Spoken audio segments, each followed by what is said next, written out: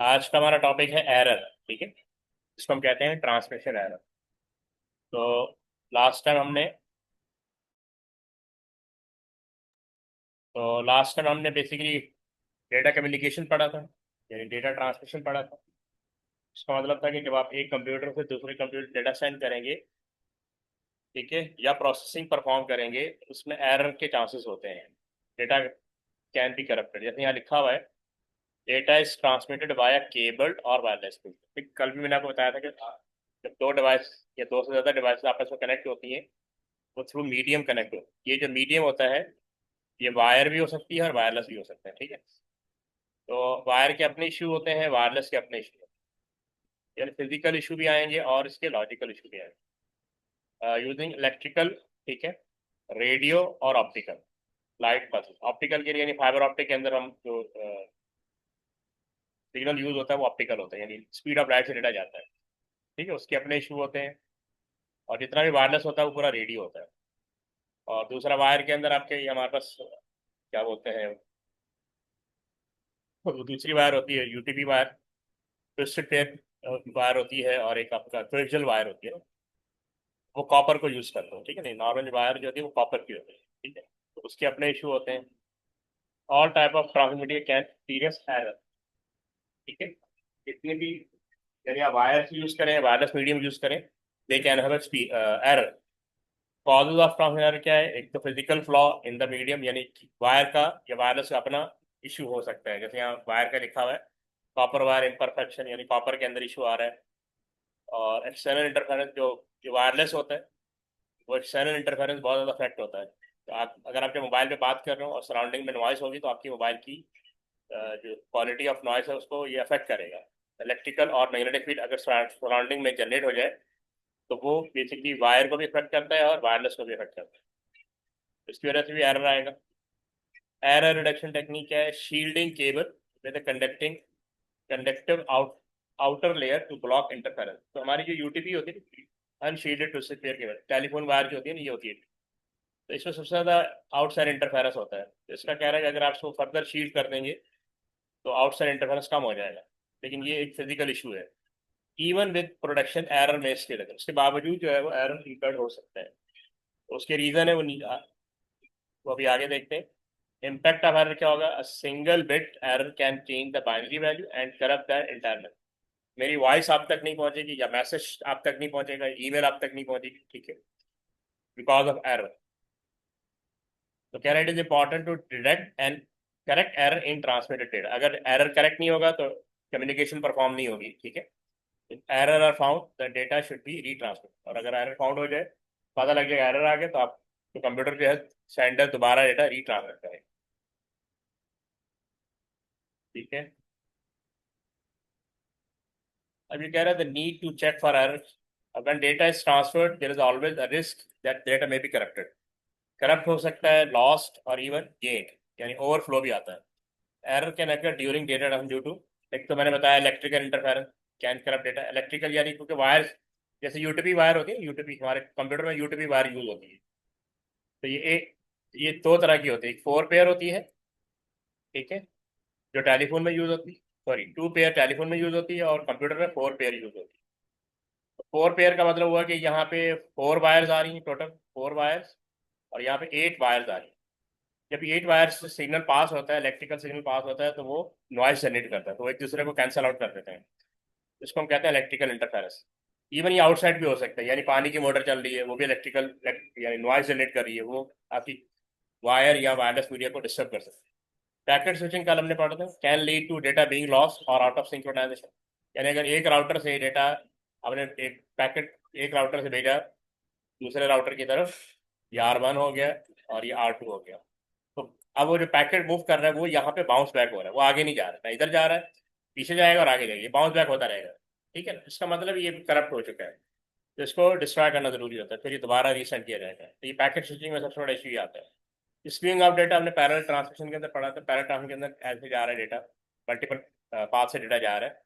तो ये यहाँ पे कुछ पीछे रह जाएगा, कुछ आगे चला जाएगा। ठीक है, कुछ और आगे चला जाएगा। Bits arrive at the destination no longer synchronize. Synchronize का मतलब दे आर नॉट सेम। इस सेंडर ने जितनी बिट्स भेजी थी, रिसीवर ने उतनी बिट रिसीव नहीं। तो ये वो कॉजेज हैं जिसकी वजह से एरर इनकर्ड हो सकता है। ठीक है, ये सब क्लियर है यहाँ तक? किसी को इशू? कॉज अगर यहाँ पे वही दोबारा दिया हुआ, इलेक्ट्रिकल इंटरफेरेंस हो सकता है, सिग्नल में become corrupt during transmission, packet switching की वजह से जो इसका इशू है, एक राउटर से दूसरे राउटर के पैकेट का वो आउट ऑफ ऑर्डर हो सकता है, can lead to data being lost और arriving out of order. Skewing of data जो पैरेलल ट्रांसमिशन के अंदर इशू आता है, bit may arrive unsynchronize especially in parallel transmission. और जनरल लिस्ट क्या होता है, डेटा में भी करप्टेड, लॉस और गेन ड्यूरिंग ट्रांस। गेन का मतलब होता है ओवरफ्लो, जैसे अंडरफ्लो होता है इसी तरह ओवरफ्लो भी होता है। ठीक है, यानी ज्यादा बिट ट्रांसफर हो। Detecting error in data transmission, ये डिपेंड करता है, एक तो कह रहा है nature of transmission. Transmission of data between devices often imperfect, इसकी वजह से एरर जनरेट होता है। पॉसिबल कॉज क्या है, data loss, data gain, data change due to electrical interference. ठीक, ये सारे भी हम पढ़ेंगे। एग्जाम्पल ऑफ कॉन्सिक्वेंस क्या है, इनकरेक्ट पासवर्ड, पासवर्ड नहीं लग रहा आपका, यूजर कांट लॉग इन, आप लॉग इन नहीं हो पा रहे क्योंकि डेटा ट्रांसमिट करेक्ट नहीं है। Incorrect address, email not received, incorrect user detail, product और सर्विस नॉट डिलीवर्ड। ठीक है, यूजर डिटेल भी करेक्ट हो गई, इस वजह से प्रॉब्लम आ रहा है। तो ये पॉसिबल कॉज हो सकते हैं।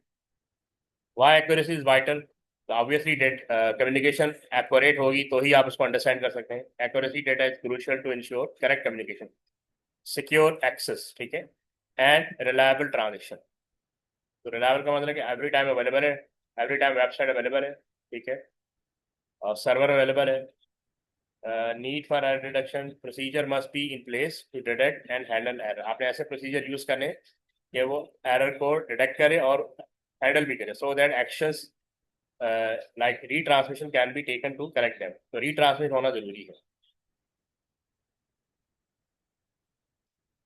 तो यहाँ पे चार दिए हैं, टोटल हम छः पढ़ेंगे। तो एक तो पैरिटी चेक पढ़ेंगे सबसे पहले, दूसरा पैरिटी ब्लॉक है, चेक सम है, इको चेक है, एक और है ARQ, automatic repeat test, ARQ, ये पढ़ेंगे। और एक चेक डिजिट पढ़ेंगे। ठीक है, ये छः एरर है, ये एरर डिटेक्शन मेथड है। चेक डिजिट ये हम पढ़ेंगे। जैसे पैरिटी चेक लिखा हुआ है, ये क्या करता है, add a parity bit even और odd to make total ones count even और ऑड। ये भी हम डिस्कस करेंगे। इसका इशू क्या है, can not detect if two bits are take. तो जो पैरिटी चेक है ना, ये वन बिट, यानी अगर जीरो वन हो जाए, जीरो वन हो जाए या वन जीरो हो जाए तो इसको तो रिडेक्ट कर लेगा। लेकिन अगर दो बिट्स चेंज हो गए ड्यूरिंग ट्रांसमिशन, यानी दो जीरो दो वन हो गए, ठीक है, या दो वन दो जीरो हो गए, इसको रिडेक्ट नहीं करेगा। मल्टीपल बिट्स में अगर चेंज आएगा तो उसको ये इशू, ये आइडेंटिफाई नहीं कर पाएगा। इसने लिखा कि can not detect if two bits are change, parity remain valid. ठीक है, ये भी इश्यूज हम आगे जाके डिस्कस करेंगे नेक्स्ट स्लाइड में। नॉट फूड प्रूफ अलोन, इसीलिए जब कंप्यूटर जो है multiple error deduction method use करते हैं ताकि मेक श्योर कर सकेंगे डेटा रिलायबल वे में पहुंच रहा है। पैरिटी ब्लॉक है, इसका इशू मतलब जो इशू पैरिटी चेक में उसको हम रिजॉल्व करते हैं पैरिटी ब्लॉक से। पैरिटी बाइट भी कहते हैं, uses row and column of bits with parity check, can identify the exact bit that is in error. अगर मल्टीपल बिट यानी टू बिट्स, दो जीरो दो दो वन दो जीरो हो गए, ठीक है, या दो जीरो दो वन हो गए, तो उसको हम पैरिटी ब्लॉक से आइडेंटिफाई कर लेते हैं। मोर कॉम्प्लेक्स है but better than single parity, तो ये सिंगल पैरिटी है और ये डुअल पैरिटी। फिर एक चेकसम मेथड होता है, sums up the binary value of data and sends it long. इसमें क्या होता है कि हम डेटा के साथ नंबर ऑफ बिट्स, ठीक है, हम लिख के भेजते हैं कि मैं इतनी बिट सेंड कर रहा हूँ सेंडर। तो रिसीवर काउंट करता है कि जितनी सेंडर ने बिट्स भेजी उतनी ही है। Receiver recalculate and compare the result, only works well for small error. ठीक है, तो चेक सम में क्या, तो नंबर ऑफ बिट्स को काउंट करता है, number of bit are same, तो फिर तो ठीक है, अगर नहीं है तो उसका मतलब देर एरर।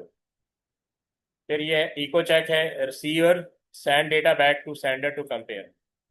तो इसमें भी होता है कि इको चेक में क्या होता है कि सेंडर डेटा सेंड करेगा रिसीवर को, रिसीवर वापस सेंडर को वापस कर देगा, बोलेगा काउंट करके बताओ कितनी बिट्स है। ठीक है, वो दोबारा काउंट करके बताएगा कि इतनी बिट्स आपको इन efficient for large data transfer, doesn't detect all type of corruption. अब इसमें इशू ये आता है कि बिट लॉस कब हुई, जब पहली दफा सेंड किया, या रिसीवर ने जब वापस किया बिट्स तो हुआ, या थर्ड टाइम या सेकेंड टाइम सेंडर ने बिट्स भेजी तो हुआ।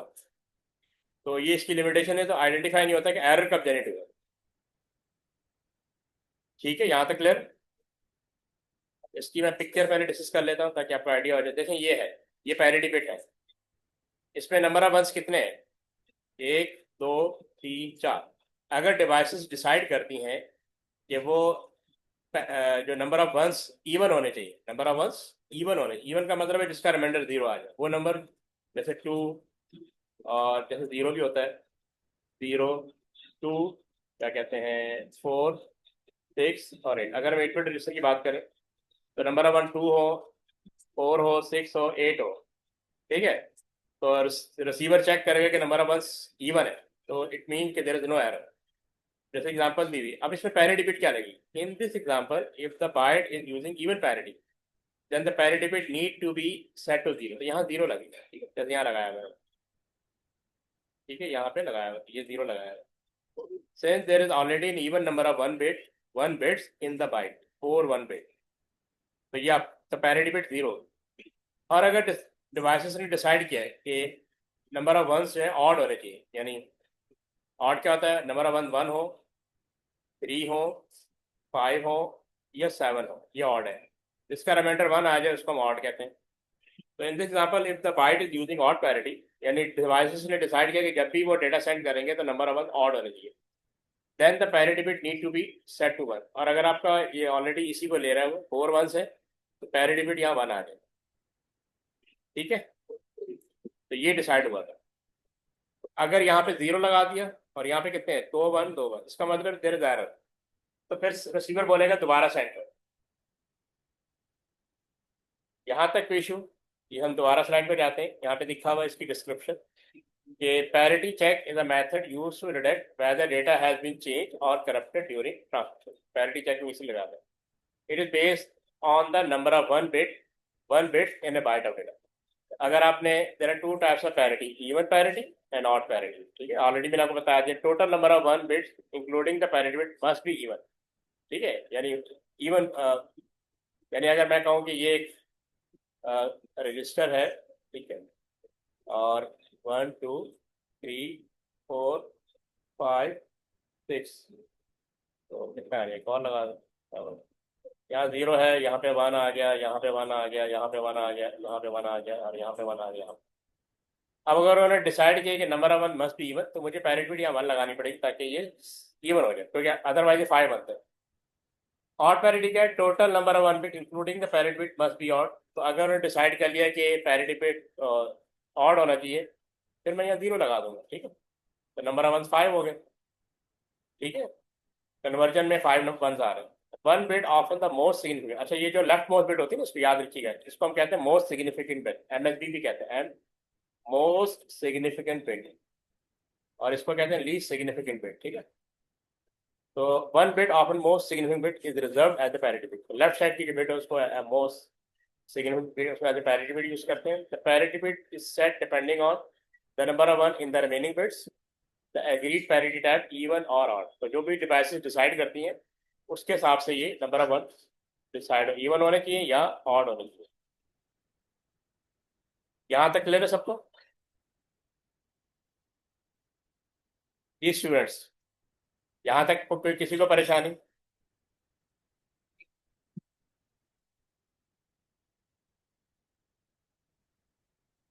ओके, अच्छा, अब ये देखें कि ये क्वेश्चन आ गया।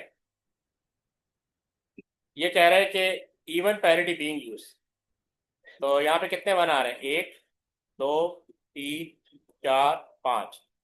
तो यहाँ पे क्या लगाऊं? अतीक आप बताएं, यहाँ पैरिटी बिट क्या आएगा? 1 आएगा, 0 आएगा?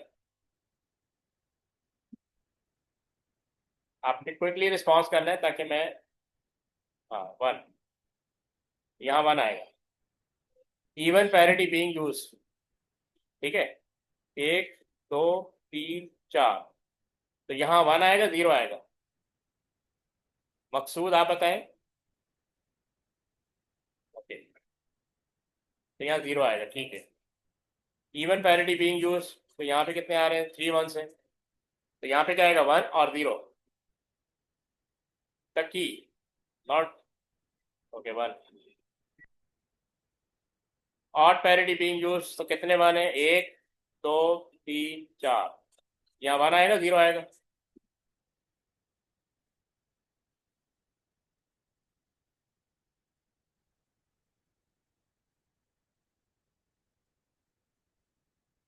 जी तकी, आर यू देयर?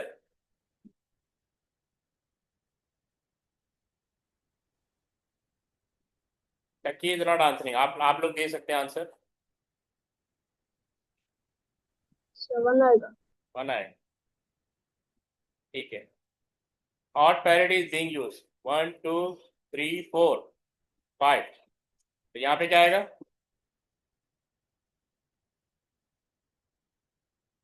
0 और 1। 0, यहाँ 0 आ गया। Even parity being used, 1 2 3 4 5 6। तो यहाँ पे क्या आएगा?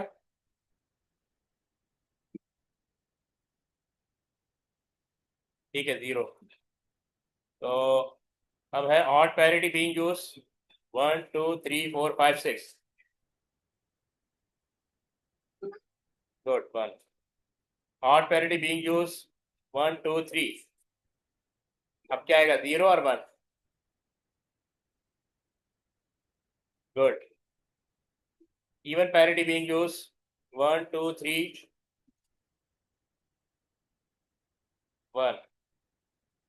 Odd parity being 1 2 3 4 5 6 7। 0। गुड। तो ये कॉन्सेप्ट आपको क्लियर हो गया। अब नेक्स्ट मूव करते हैं। इसी तरह की एक और एक्सरसाइज है, उसके एक दो ही कर लेते हैं। ये आंसर है। अब ये कह रहे हैं कि which are the following receipt byte indicate an error as occurred following data transmission. Even parity being used, 1 2 3 4 5 6। Error या नो एरर? एरर या नो एरर?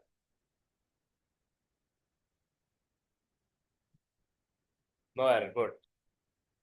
सेकंड क्या होगा? Even parity being use, 1 2 3 4 5। Error, ठीक है। चलो ये तो ठीक है, आपको आइडिया हो गया। इसमें लिखा हुआ है कि in each case in question one where an error occurred, can you work out which bit in the byte was change during data transmission. इसका क्या मतलब है? क्या आप ये बता सकते हैं कि कौन सी बिट चेंज हुई है? क्या हम पैरिटी बिट ऑपरेशन में ये बता सकते हैं कि कौन सी बिट चेंज हुई है? जैसे इसमें एरर है, ये एरर था, 1 2 3 4 5, हाँ। तो कौन सी बिट चेंज हुई, कैन यू आइडेंटिफाई? इसका आंसर क्या होगा? कोई आंसर देगा? यस और नो?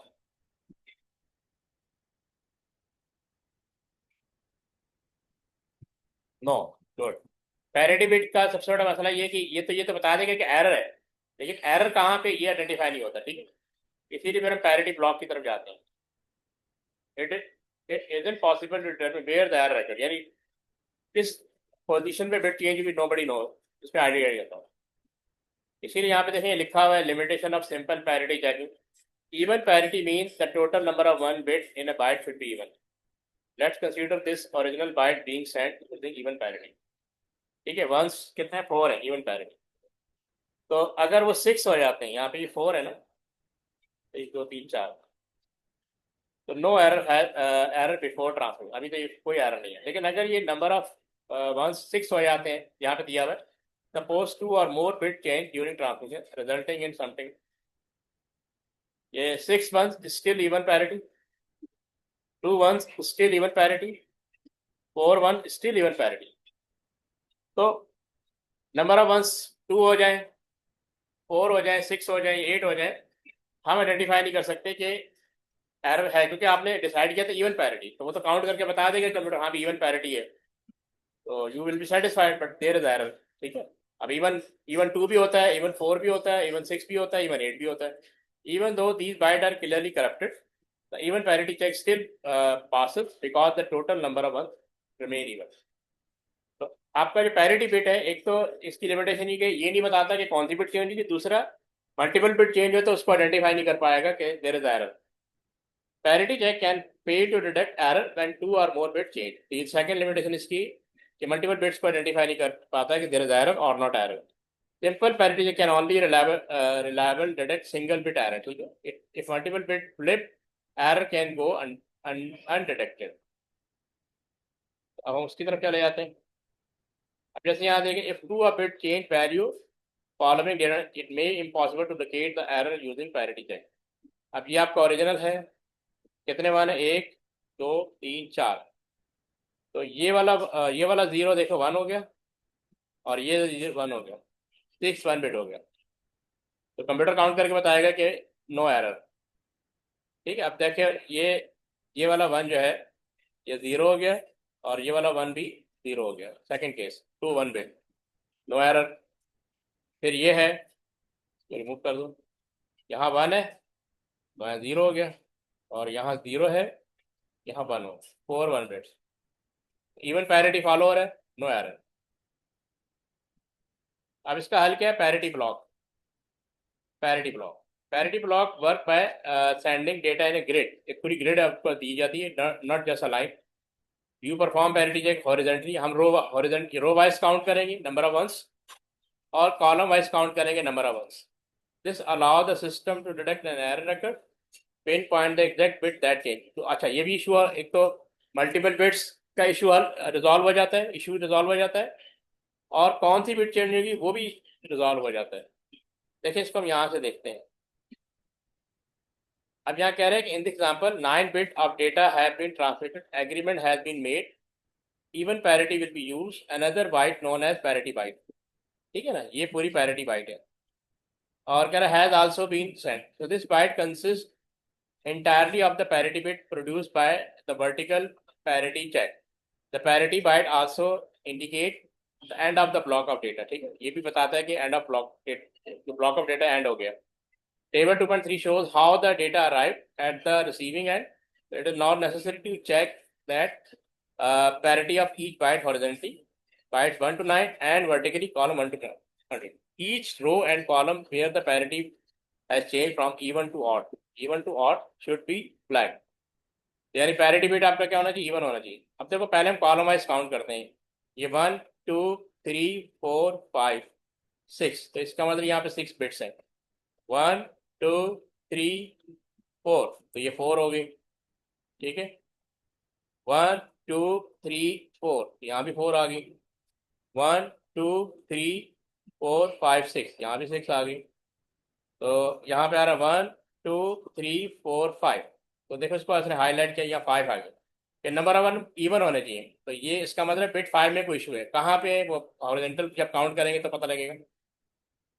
1 2 3 4, तो ये 4 बिट्स हैं. 1 2 3 4 5 6, ये भी ठीक है. 1 2 3 4, यहाँ पे तो यानी बिट 5 में मसला है. कहाँ मसला है? अब हम रो वाइज काउंट करेंगे. 1 2 3 4 5 6, तो यहाँ भी ठीक है, इसमें कोई इशू नहीं है. 1 2 3 4, यहाँ भी कोई इशू नहीं है, 4 बिट्स हैं. 1 2 3 4 5 6, यहाँ भी कोई इशू नहीं है. 1 2, यहाँ भी कोई इशू नहीं है, 2 है. 1 2 3 4, यहाँ पे 4 बिट्स हैं. 1 2, यहाँ भी 2 है, कोई इशू नहीं है. 1 2 3 4 5 6, 6 बिट्स हैं. और 1 2 3, तो यहाँ इशू है. ठीक है. और इसको भी चेक कर लेते हैं. 1 2, यहाँ कोई इशू नहीं है. तो हम क्या करते हैं, बिट 5 को पहले सर्किल करेंगे ऐसे, और बाइट 8 को सर्किल करेंगे ऐसे. तो जहाँ पे इंटरसेक्शन होगा, इसका मतलब वो वाली बिट चेंज होगी. इसको 1 होना चाहिए, इसको 0 होना चाहिए, ये 1. तो जहाँ पे इंटरसेक्शन हो जाएगा वहाँ पे बिट चेंज होगी. ये क्लियर है सबको? इजी है.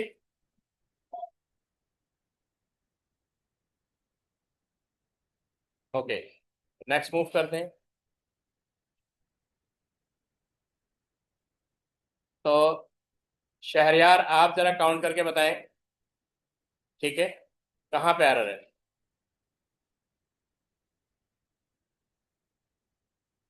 और पैरिटी यूज हो रही है. ठीक है,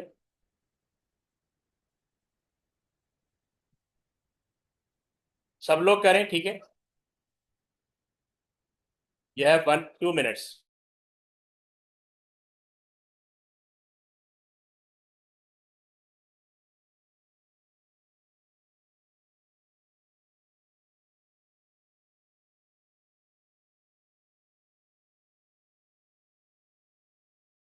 बाइट 4 में, बाइट 4 का है, ये बाइट 4 है, ठीक है, मैं इसको सर्किल कर देता हूँ। और बिट बताओ कौन सी है। ये बाइट 4 है।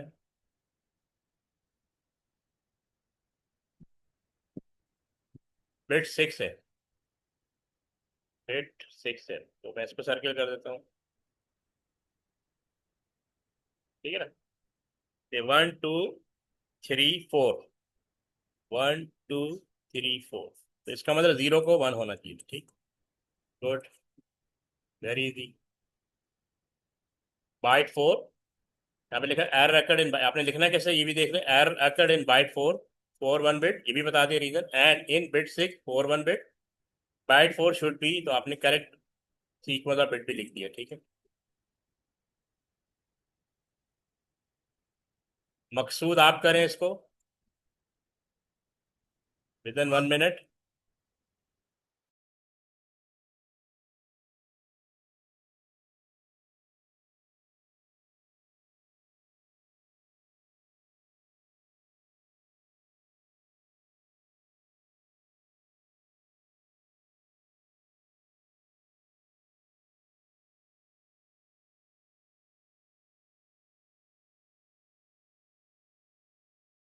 तो सॉल्व करें ना, जैसे हमने। आप बताएं कौन सी बाइट पे एरर है और कौन सी बिट पे एरर है। इवन पैरिटी यूज हो रही है ना, इवन पैरिटी यूज हो रही है। Now you have to tell which bit has change, जैसे अभी शहरियार ने बताया लास्ट एक्सरसाइज के अंदर, ताकि बाकी लोग भी करें।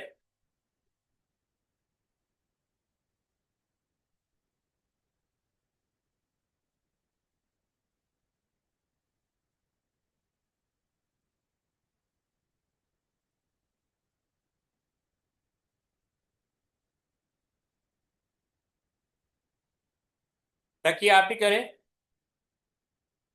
And tell me which bit has change, which byte has change. Bit 7 byte 8, bit 7 byte 8।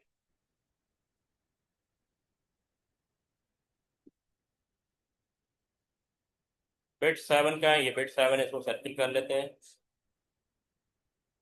Bite 8 ये है,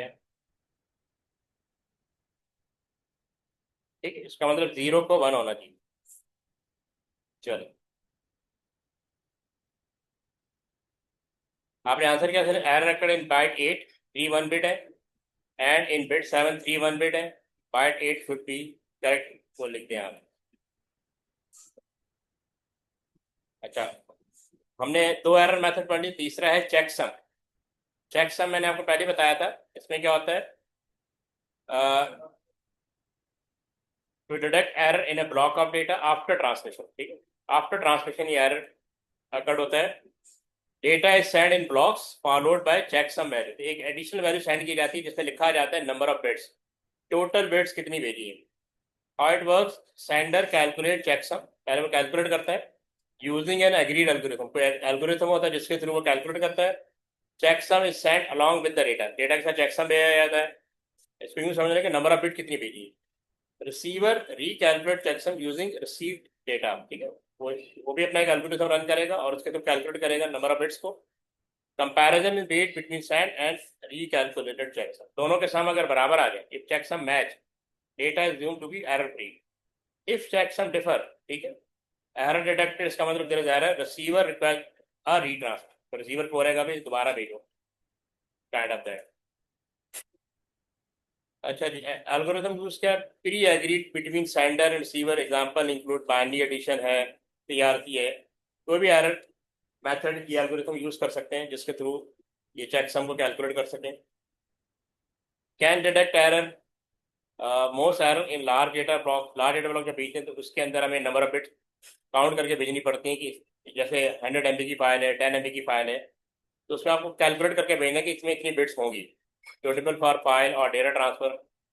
लिमिटेशन क्या है? Can miss some error, example multiple error that cancel each other out, even there is a limitation, does not locate the error, only detect its presence. अब ये नहीं बताएगा error कहाँ पे है, ठीक है, इसीलिए फिर computer multiple error method use करते हैं ताकि आइडेंटिफाई करें एरर कहाँ पे। ये तो बता देगा देयर इज एरर, ठीक है, बट ये नहीं बताएगा एरर कहाँ पे है।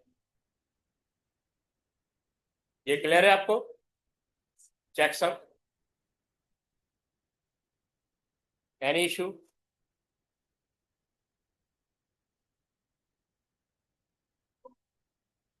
लिमिटेशन का कहने का मकसद उसका वो कह रहा है कि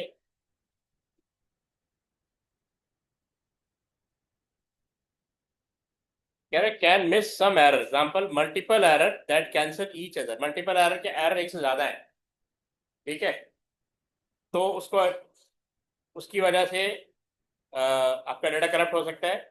और does not locate the error, मतलब कि वो जैसे हमने पीछे पढ़ा था ना पैरिटी बिट और पैरिटी ब्लॉक।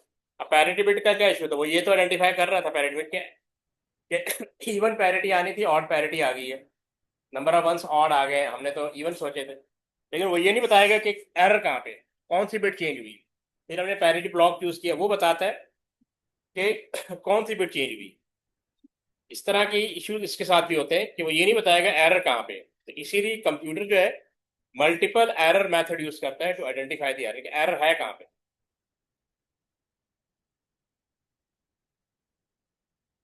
अच्छा, अब ये है इको चेक। इको चेक को हम डायग्राम से समझते हैं, ये देखें। सेंडर ने डेटा सेंड किया, रिसीवर ने रिसीव कर लिया।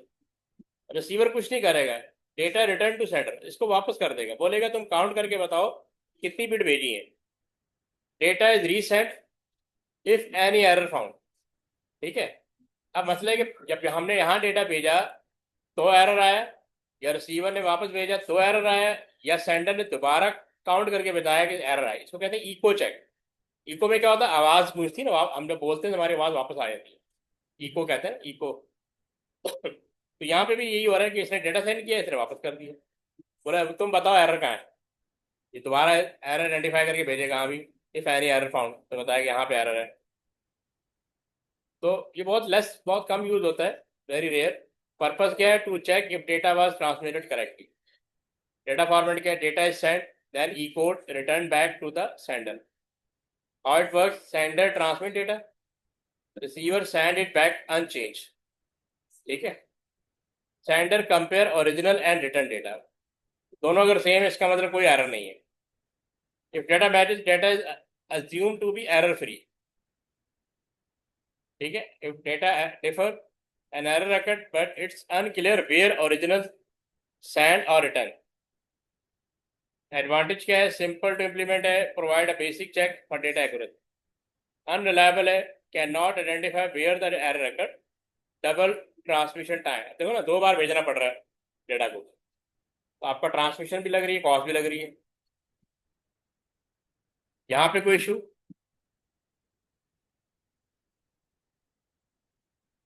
Any issue?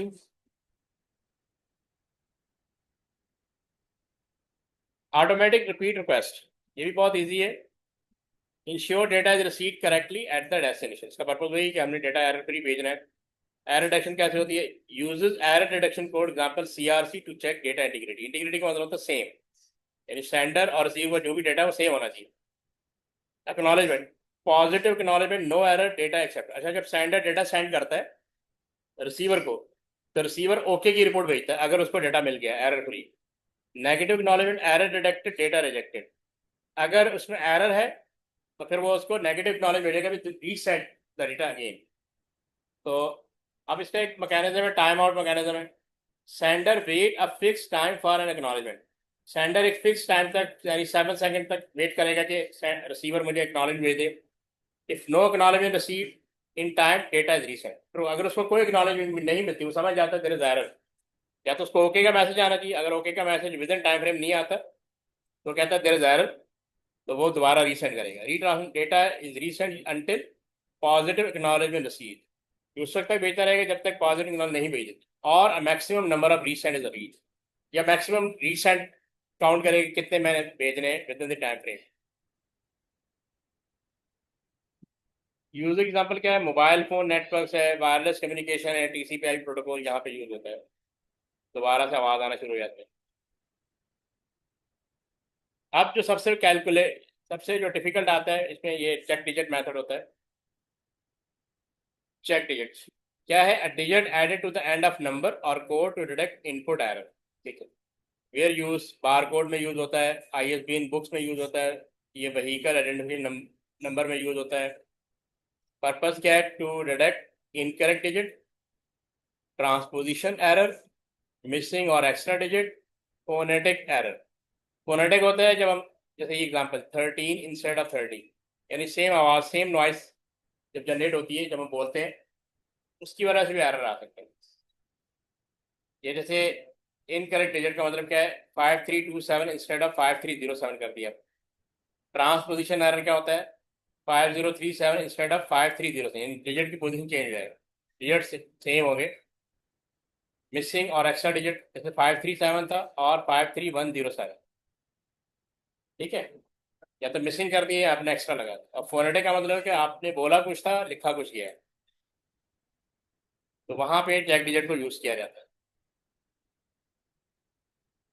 अब यहाँ कह रहे हैं check digit is the final digit added to a numerical code, ये आखिर में ऐड किया जाता है। It is calculated using mathematical formula. अब इसमें दो टेक्निक है जो भी हम डिस्कस करेंगे, based on the other digit in the code. Check digit are commonly use in code such as ISBN, जो होता है बुक के पीछे होता है आईएसबीएन नंबर, ये प्रोडक्ट के कोड, प्रोडक्ट में भी होता है। वीआईएन व्हीकल आइडेंटिफिकेशन नंबर, वहां पे ज्यादातर यूज होता है चेक डिजिट। पर्पस क्या है? Check digit help to detect error that occur during manual data entry. Manual data entry होता है में ये इशू आता है, या बारकोड स्कैनिंग के टाइम पे इशू आता है, वहां पे चेक डिजिट को यूज करते हैं। आप इसमें कह रहे हैं वही जो हमने पीछे पढ़े थे, common type of error detected. Check digit can usually identify incorrect digit enter, example 5327 instead of 5307 आपने इंटर कर दिया। Transposition error, digit in the wrong order, example आपने 5037 लिखना था इंस्टेड ऑफ आपने, सॉरी आपने ये लिखना था और आपने ये लिख दिया, डिजिट की पोजीशन चेंज कर, जिसको हम कहते हैं ट्रांसपोजिशन एरर। मिसिंग और एक्स्ट्रा डिजिट, एग्जाम्पल 537 ओमिटेड और 53107, एक्स्ट्रा डिजिट आपने लगा दिया इंस्टेड ऑफ 5307। आपने लिखना था 5307, आपने 53107 लगा दिया। Phonetic error, misheard during verbal input, example 13 instead of 30।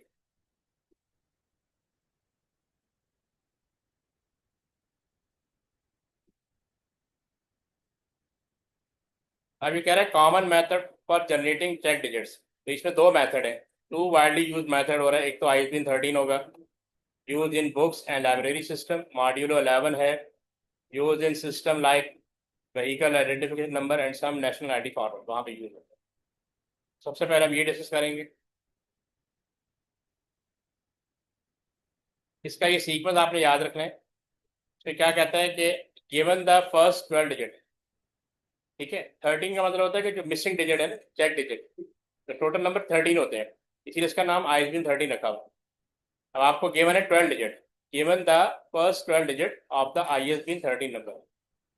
तो सबसे हमने क्या कहना है, add all digit in odd position, यानी जो जो भी डिजिट आपको दिए गए उसकी जो ऑड पोजीशन के नंबर है ना उनको ऐड करना है। यानी फर्स्ट पे कौन सा है, 3 पे कौन सा है, 5, ये पोजीशन नंबर, 5 पे कौन सा है, 7 पे कौन सा है, 9 पे कौन सा है, या 11 पे कौन सा है, whatever है। तो वहाँ के जो नंबर है उनको ऐड कर लें। Add all digit in even number, अब इवन पोजीशन पे फर्ज करें 2 पे, 4 पे, और क्या कहते हैं 6 पे, 8 पे, या 10 पे कौन सा नंबर है, और 12, उन नंबर को ऐड करना है। और ऐड ऑल इवन नंबर, और फिर उसको मल्टीप्लाई करना है 3 से, मल्टीप्लाई सम बाय 3, उसका जो भी सम आ रहा है उसको 3 से मल्टीप्लाई करना।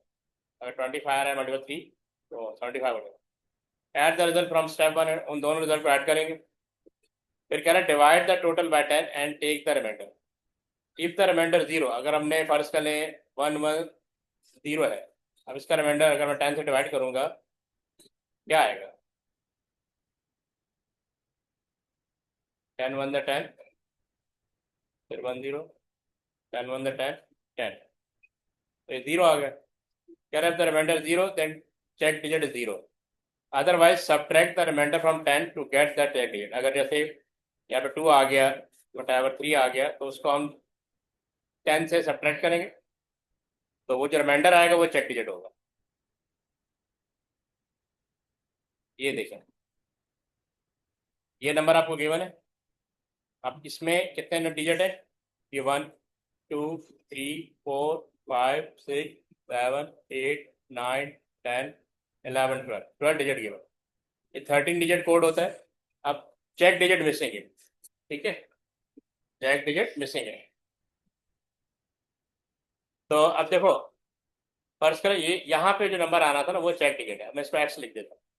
तो ये फर्स्ट पोजीशन 1 ये है, ये 2 है, ये पोजीशन नंबर लिख रहा हूँ, ये 3 है, ये देखो और डिजिट, और ये 4 है, ये 5 है, ये 6 है, ये 7 है, ये 8 है, ये 9 है, ये 10 है, ये 11 है, ये 12 है, और ये 13। तो पहला स्टेप क्या था? Add all odd number position. तो 9 8 3 0 8, इन सबको ऐड करेंगे। एक्स मिसिंग है, एक्स क्या है? ये मिसिंग है, जिसको हमने आइडेंटिफाई करना है। फर्स्ट पोजीशन पे यहाँ पे चेक डिजिट होते हैं, इसको ये मिसिंग। और फिर इवन पोजीशन वाले 2, सेकंड पोजीशन पे 2 है, फोर्थ पोजीशन पे 3 है, सिक्स पोजीशन पे 9 है, एट पोजीशन पे 4 है, 10 पोजीशन 0 है, और 12 पोजीशन 7 है। इन सबको ऐड करेंगे और मल्टीप्लाई 3 करेंगे तो ये 75 है। इसका रोट 36 आ गया इसका। ठीक है, अब 36 प्लस 75 करेंगे और डिवाइड बाई 10, ये बेसिकली इसका टोटल 111 है। तो डिवाइड बाई 10 करेंगे, 10 1 द 10, ठीक है, ये वन नीचे आ गया, फिर नंबर 10 1 द 10, तो रिमाइंडर 1, ठीक है, ये आ गया रिमाइंडर 1। तो 10 में से 1 माइनस करेंगे तो 9 is the check digit, 9 is the check digit.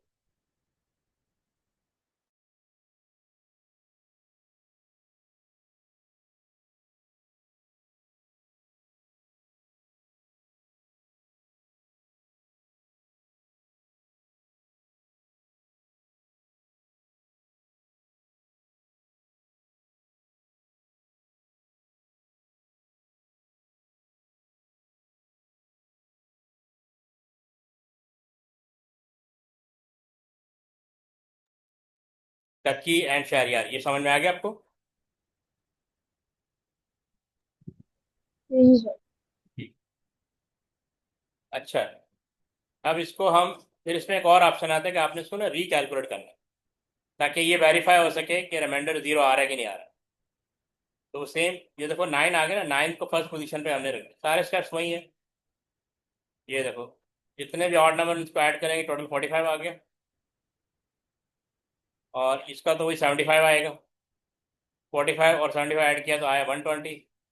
अब 120 को अगर आप 10 से डिवाइड करेंगे, ठीक है, तो 10 1 द 10, 2 0, 10 2 द 20, तो रिमाइंडर 0 आ गया। Reminder 0, therefore number is correct, यानी ये भी आपने वेरीफाई करना है कि नंबर सही आया कि नहीं आया। तो आपने दोबारा इसको रिकैलकुलेट करना, ठीक है, ये पॉइंट क्लियर। तो जल्दी से आप दोनों इसको कैलकुलेट करें।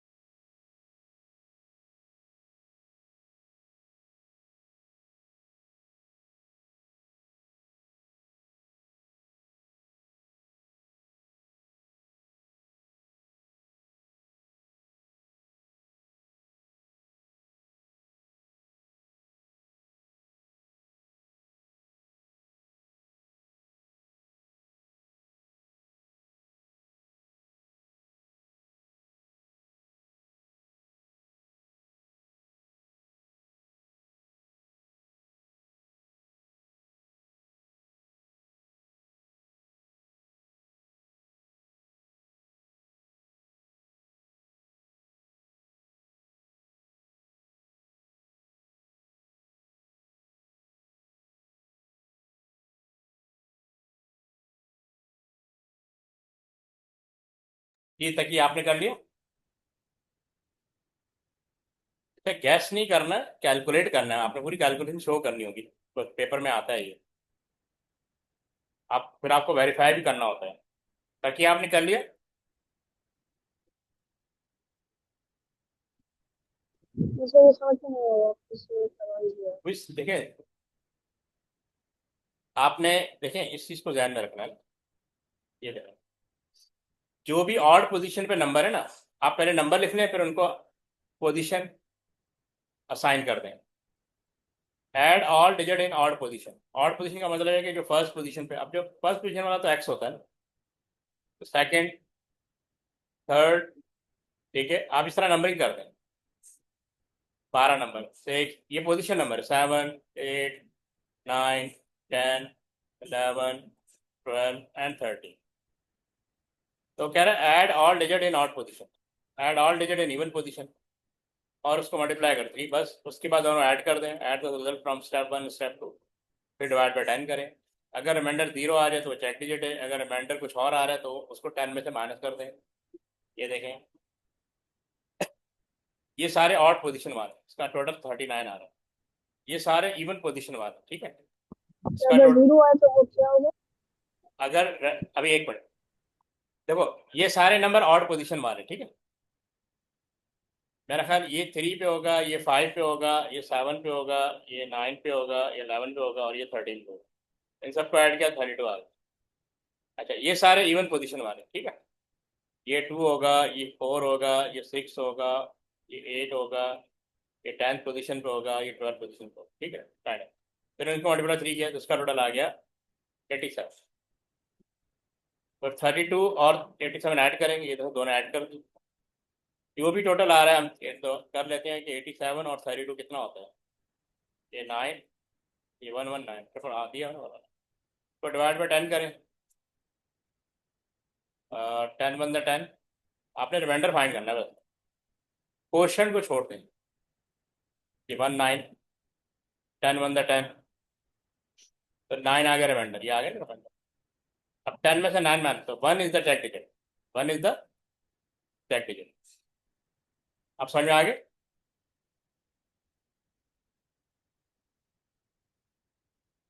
ठीक है। अब सेकंड मेथड है मॉड्यूलो 11।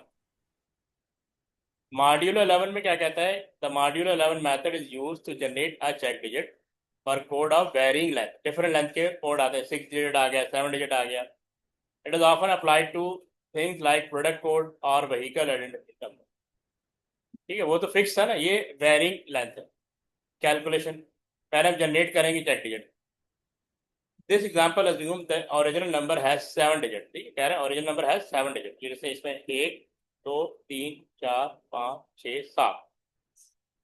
ठीक है, अब चेक डिजिट हमने जनरेट करना है, तो हम इसको ना पोजीशन नंबर असाइन कर देंगे। ठीक है, ये क्या कह रहा है, assign weightage each digit starting from the left, starting from the left. ठीक है,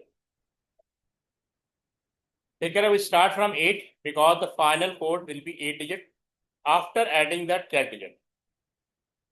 multiply each digit by its corresponding weighting, add all the result to get a total sum, divide the total by 11। इसको आपने 11 से divide करना है, previous हम 10 से कर रहे थे, इसको 11 से।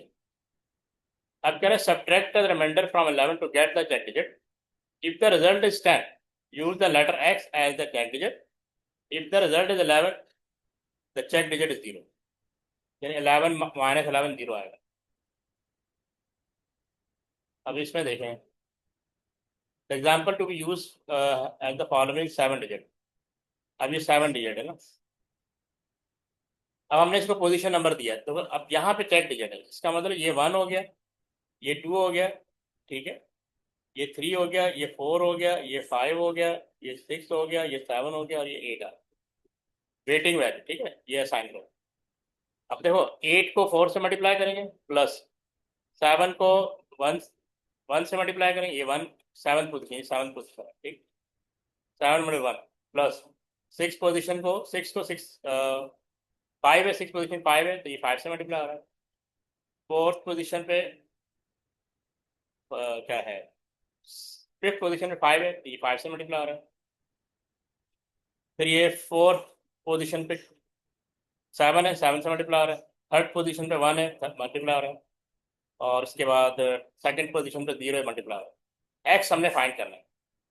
इन सब का इसका टोटल 32 आ रहा है, 7 आ रहा है, 30 आ रहा है, 30 आ रहा है, 28 जो भी आ रहा है। हमने ऐड किया तो टोटल 130 आ गया। डिवाइड टोटल बाय 11, 130 को 11 डिवाइड किया तो अब देखिए हम करके देख रहे थे, ये 130 आपने 11 से डिवाइड कर, 11 वन 11, ये 2 आ गया और ये 3, 11 वन 11, ये 1 आ गया, ये 9। देखो तो रिमाइंडर क्या है, 9 आ गया। अब 11 में से 9 माइनस करेंगे, 2, 2 इज द चेक टिकट, ये 2 आ गया। ये समझ आया ऑपरेशन? तो इश्यू है तो अभी डिस्कस कर लेंगे।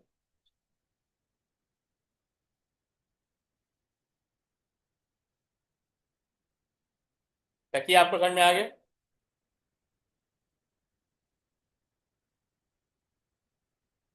यस सकी, आप बताएं, आपको समझ में आया कि नहीं आया? जी सर। आपको समझ में आया ये मॉड्यूल 11, ये सीक्वेंस हाँ समझ में सर, आया इसको आपको? मैं फिर से बता, देखो रिपीट ये करवा दीजिए। है, रिपीट करा। दोबारा करा दूं? देखो ये गिवन नंबर है, हमने, सॉरी, ये गिवन नंबर नहीं, गिवन नंबर ये गिवन नंबर है, ठीक है आपका। मैं लिख देता हूँ 4 1 5 6 7 1 0। अच्छा मैं यहाँ पे एक्स लिख रहा हूँ, एक्स जो है ना वो आपका चेक डिजिट है, ठीक है। इसका एक्स का पोजीशन नंबर क्या होगा, 1 होगा, इसका 2 होगा, इसका 3 होगा, इसका 4 होगा, इसका 5 है। ये मैं पोजीशन नंबर लिखूँ कि कौन सा डिजिट किस पोजीशन पे आ रहा है। ये 6 पोजीशन पे आ रहा है, ये 7 पे आ रहा है और ये 8 पे आ रहा है। अब हमने क्या करना है कि जो भी डिजिट जिस पोजीशन पे आ रहा है उसको उसके पोजीशन नंबर से मल्टीप्लाई करना है। देखिए यहाँ 4 8 से मल्टीप्लाई हो रहा है, तो ये 4 की पोजीशन 8 है, 7 पोजीशन पे 1 है, आपस में मल्टीप्लाई हो रहा है। एक मिनट होल्ड कीजिए।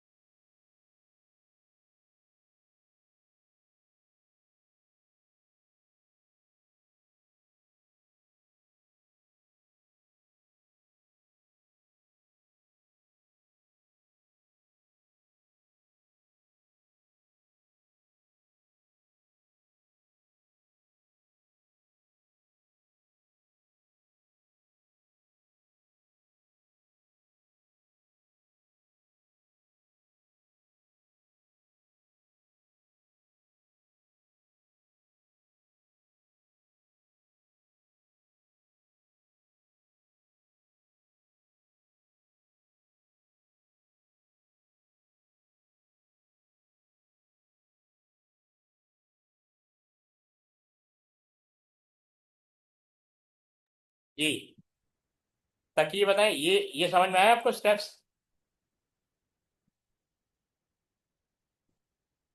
अब हम जो गिवन नंबर है ना, जैसे 4 है, इसको 8 से मल्टीप्लाई करेंगे। देखिए 8 से मल्टीप्लाई हो रहा है, 7 1 से मल्टीप्लाई हो रहा है।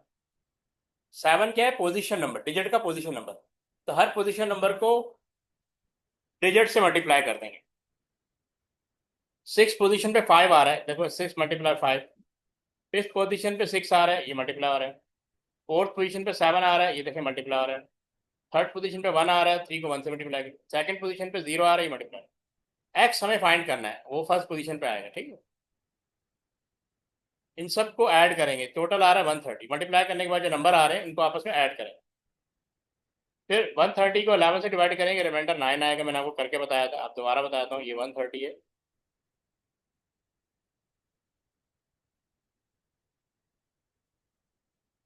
आपने रिमाइंडर, ये है 130, दोबारा लिख देता हूँ।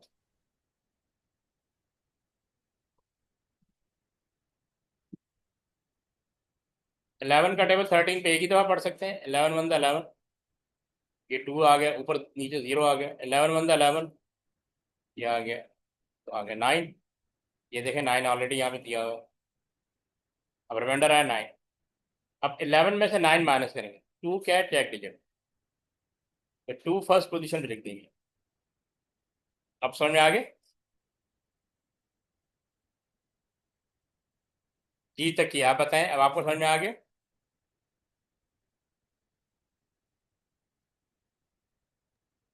जी सर। ठीक है। अच्छा देखें, ये दोबारा रिकैलकुलेट करेंगे। सिंपल देखें, सब सेम है।